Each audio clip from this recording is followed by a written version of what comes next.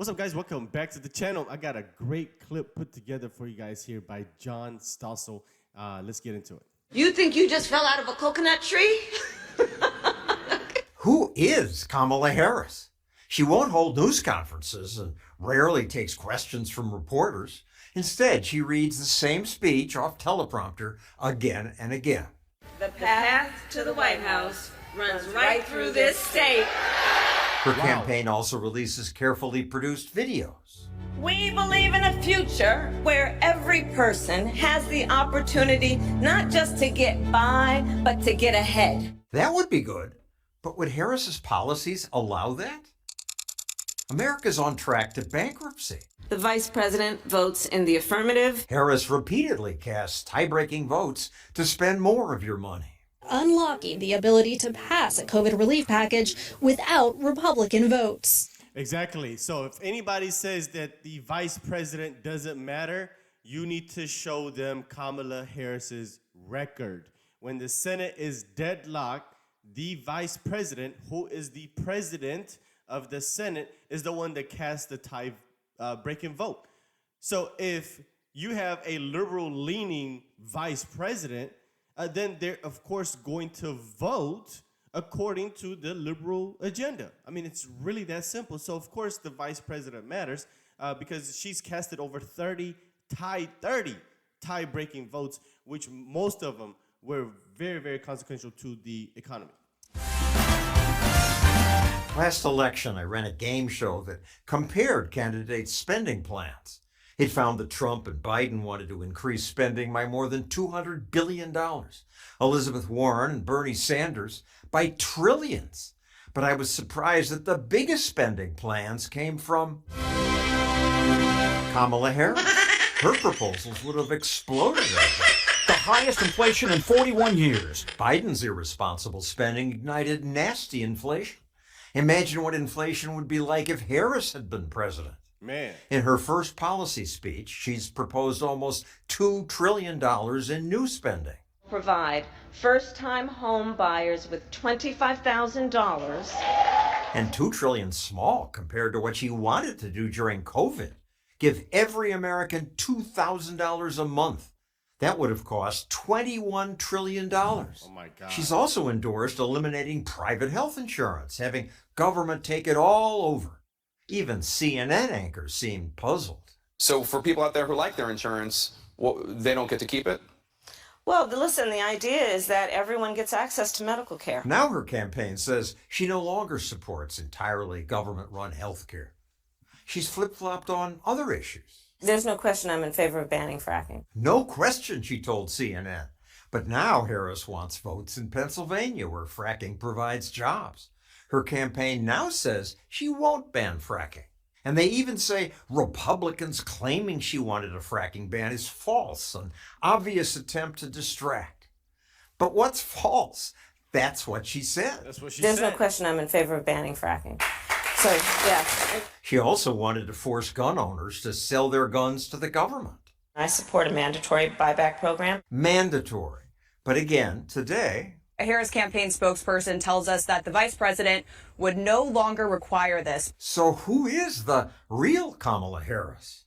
She Now, used to brag I'm gonna about pause being a it tough here. I'm going to pause it here. We're going to finish this segment. But that question, who is Kamala Harris, is a legitimate question. But the answer to that is very simple. It's whoever she is in front of. And there's proof of that because there's this segment here that I'm going to play in a second, which shows that Kamala Harris was taking different parts of her speeches and putting them in ads in different parts of the country with a different spin to them. So in different parts of the country, she will say that she's in support of Gaza, and in different parts of the country, she will play clips where she says she's in full support of Israel. And I'm about to show you that clip here. Let's get into it. Tonight, mixed messages. A K-file investigation this hour finds Kamala Harris is targeting crucial battleground voters with vastly different messages on Gaza and Israel. This ad is running in Michigan, which has the largest Arab population in America. What has happened in Gaza over the past 9 months is devastating. We cannot allow ourselves to become numb to the suffering, and I will not be silent. All right, well, it's a very different story for an ad in Pennsylvania targeting Jewish voters. Let me be clear.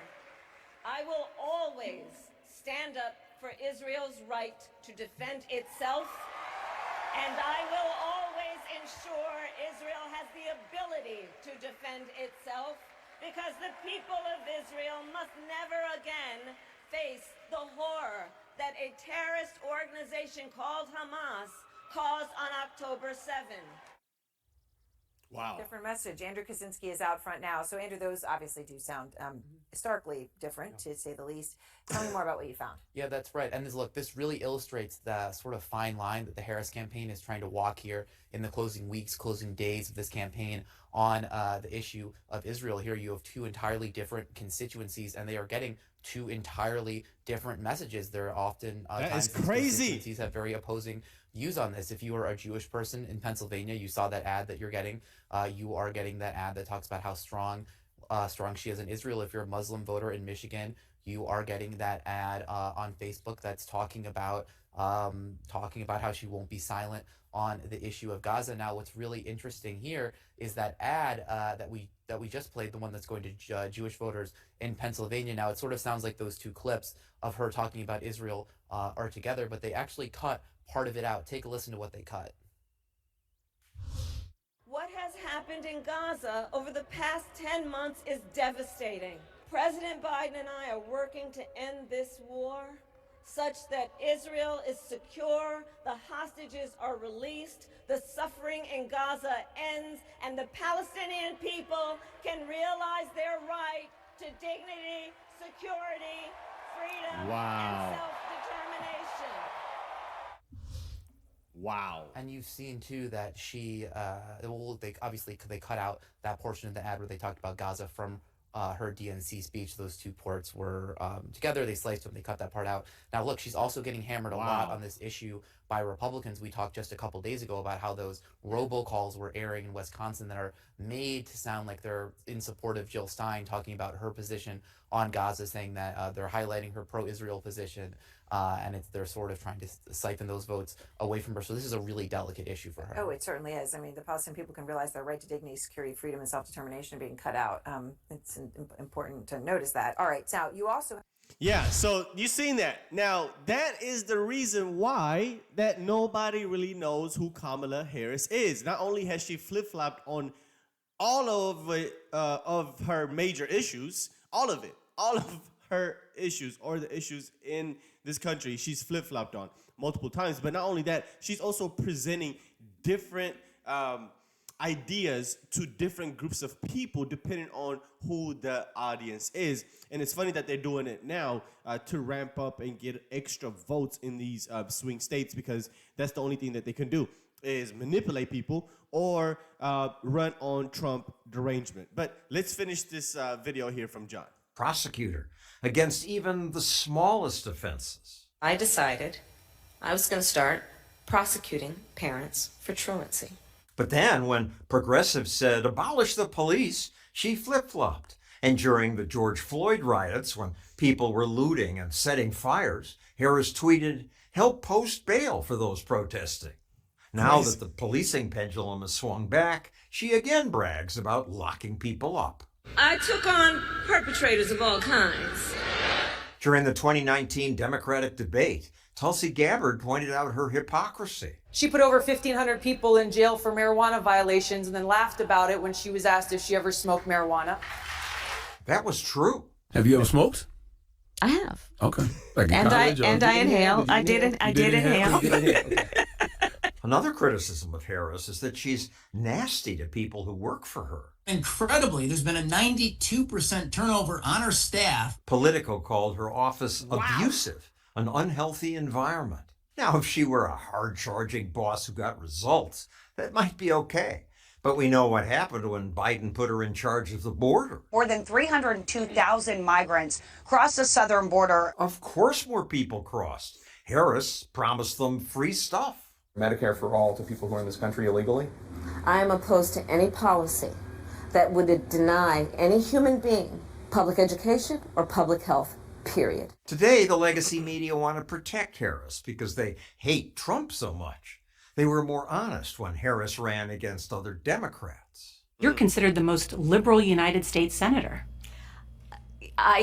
Somebody said that, and it actually was Mike Pence on the debate stage, but... Yeah. Well, actually, the nonpartisan GovTrack has rated you as the most liberal senator. GovTrack's ranking of Harris was up on their site for 5 years. But once it looked like she would get the nomination, they deleted the page. When Nonpartisan, my ass. You just heard the lady say, nonpartisan GovTrack. Yeah, sure. questioned about it, they said, votes from one legislative session are not sufficient to create a reliable portrait. What can be unburdened by what has been. Harris needs this media cover because she says weird things. What can be unburdened by what has been. And radical things. Yes, we do talk about equity. We actually believe it is a good principle. Equality and equal opportunity aren't good enough, she says. There's a big difference between equality and equity. Equality suggests, everyone should get the same amount. Equitable treatment means we all end up at the same place. So we need more government redistribution. Everybody should end up in the same place. Finally, Harris embraces the word woke. We have to stay woke. Like, everybody needs to be woke. What's so funny about woke? Cause a lot of us to be woke. She's the favorite to be our new president? And you can talk about if you're the wokest or woker, but just stay more woke than less woke. Yeah. It's upsetting that this big government opportunist and this crass egomaniac are our choices. The good news is that America's founders wisely created checks on executive power. Foolish media often say, the president runs the country. Run the country. Run this country. The worst person possible is running the country. But the president runs just one of 3 branches of government, each of which was designed to be able to stop the other from doing something crazy. The founders demanded limited government because they'd seen the damage done by tyrants. With these 2 candidates, I'm grateful for those limits on executive power. I sure hope they stick. There you have it, guys. There you have it. Now, that was the whole premise of this video, was really this CNN clip where they exposed her. Exposed of her lies, right? They keep saying that Donald Trump is the liar, but they're never going to cover stories like this. And I love that CNN now is trying to be a little unbiased, but it's too late.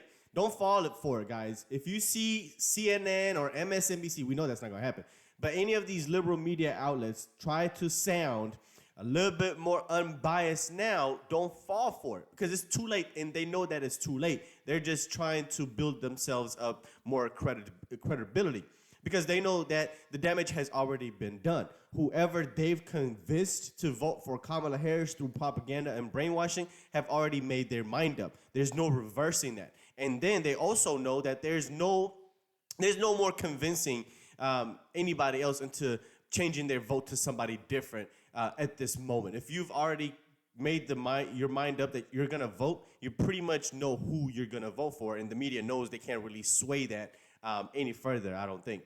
So that's why they might sound a little bit more,